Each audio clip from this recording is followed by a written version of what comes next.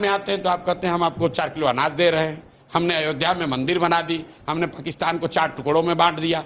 उन्होंने कहा बिहारियों को 9 करोड़ बिहारियों को 4 किलो अनाज देने की गारंटी है, ये मोदी की गारंटी है। तो भाई जब आप गुजरात में जाते हैं तो आप बात कर रहे हैं गिफ्ट सिटी का, आप बात कर रहे हैं सोलर पार्क का, आप बात कर रहे हैं इन्वेस्टमेंट समिट का। अभी प्रधानमंत्री आए, आप उनके भाषणों को सुनिए। और अभी हमने ये सीरीज भी शुरू किया है, प्रधानमंत्री इन गुजरात, प्रधानमंत्री इन बिहार।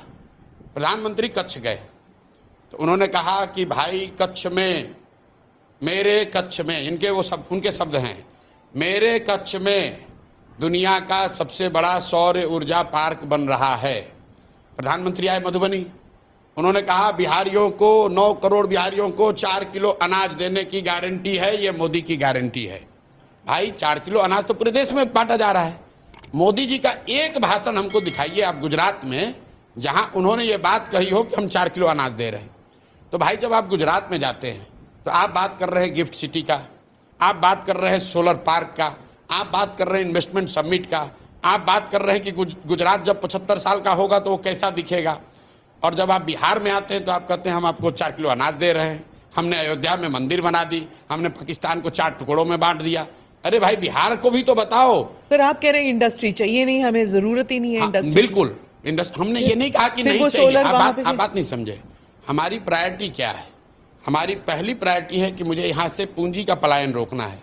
मेरी दूसरी प्रायोरिटी है कि जब मैं पूंजी का पलायन रोकूं तो उससे जो यहाँ ब्रेन ड्रेन हो रहा है, जो काबिल लोग हैं, कैपेबल लोग हैं, जिसकी आप चर्चा कर रहे हैं। 400 रुपए आप कह रहे थे, 400 रुपए में वो अनाज भी खरीद रही है। अब मोदी जी जब कह रहे हैं कि अनाज देंगे तो क्या दिक्कत है फिर? दिक्कत ये है कि तो 400 रुपए में वो साड़ी ले सकती है बच्चे को। यही बात आप तमिलनाडु में क्यों नहीं कहते हो? यही बात आप गुजरात में क्यों नहीं कहते हो? गुजरात में आप भी, गुजरात में भी तो 4 किलो अनाज बट रहा है। ऐसा नहीं गुजरात में गरीबी नहीं है, ऐसा नहीं है कि सुनिए, नहीं यहाँ पे ना, ये भ्रम मत पालिए। गुजरात में श्रमिक नहीं, ऐसी बात नहीं है। गुजरात में हमने 3 साल गुजरात में काम किया है। गुजरात में भी 25% लोग की स्थिति वही है जो बिहार में है। 25% लोग भी गुजरात में भी उसी दशा में जी रहे हैं। ये जो 80 करोड़ लोग को अनाज दिया जा रहा है, 80 करोड़ लोग बिहार में थोड़ी रहते हैं, उसमें गुजरात में भी लोग हैं, तमिलनाडु में भी लोग हैं। बात इसकी है कि एज ए प्राइम मिनिस्टर, आप गुजरात के भी प्राइम मिनिस्टर हैं, बिहार के भी प्राइम मिनिस्टर हैं। गुजरात के लोगों ने आपका MP 25 जिताया है, तो हम लोगों ने 30-35 जिताया है। एक बार बिहार के लोगों को भी तो बताओ भाई कि भाई तुम्हारे यहाँ चीनी मिल कब लगेगा, तुम्हारे यहाँ इंडस्ट्री कब लगेगी, बिहार के बच्चों का पलायन कब रुकेगा, बिहार के लोगों का शिक्षा कब सुधरेगा। बिहार में आप वो बात ही क्यों नहीं करते? काम नहीं कर पाए वो छोड़िए, उसका बात भी नहीं कर रहे हो, क्योंकि ये प्री नोशन है कि बिहारियों को क्या चाहिए भाई, 4 किलो अनाज दो।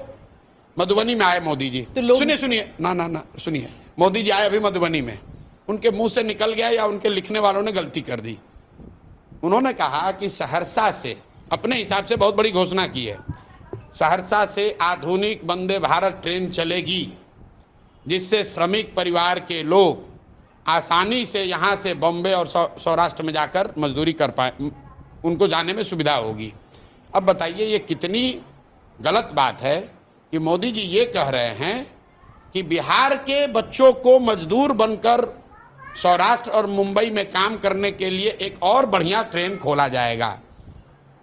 ट्रेन खुले, लोग ताली बजा रहे हैं, प्रशांत किशोर इसका विरोध कर रहे हैं, हमें ऐसी ट्रेन नहीं चाहिए। तो बैठे सुनिए, ना काम हो ना कुछ नहीं हो, लेकिन हमें ऐसी ट्रेन नहीं चाहिए जहां पर हम लोग के बच्चे जानवर की तरह बैठकर मजदूरी करने जाएं। अब आप कहिए कि यहीं बैठा रहे, तो अंग्रेजों ने भी यही कहा कि तुम लोग यहाँ खाए बगैर मर रहे हो, हमारे साथ चलो मॉरिशस में चल के एक मसाला का खेती करो।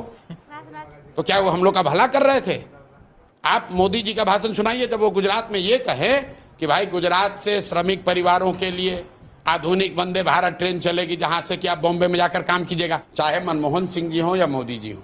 मनमोहन सिंह सुनिए, कोई भी आदमी, मनमोहन सिंह जी इतने बड़े इकोनॉमिस्ट थे, हार्वर्ड में गए ना पढ़ने के लिए, क्या फर्क पड़ता है? उनको ये समझ नहीं थी कि बिहार की स्थिति क्या है, उनकी समझ तो होगी।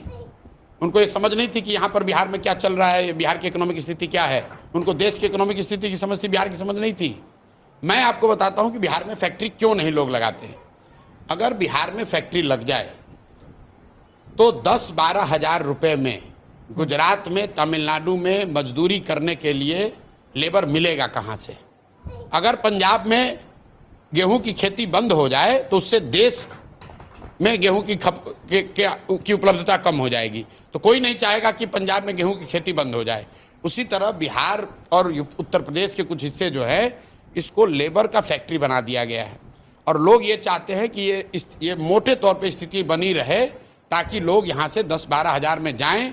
गुजरात में, तमिलनाडु में जो इंडस्ट्रियल जोन्स हैं वहाँ पर जाकर यहाँ पर लेबर वहाँ पर काम करे।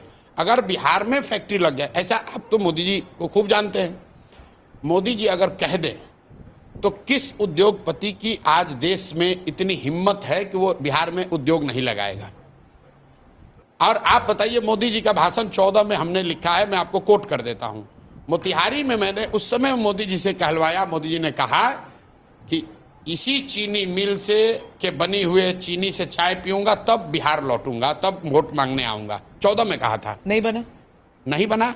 अरे भैया, मोतिहारी चीनी मिल का जमीन एक एक टुकड़ा बांट दिया गया, बेच दिया गया, और खरीदने वाले आधे से ज्यादा भाजपाई हैं। आपके कैमरे पर कह रहा हूं, फिर कहेगा कि मानहानि का दावा करेंगे।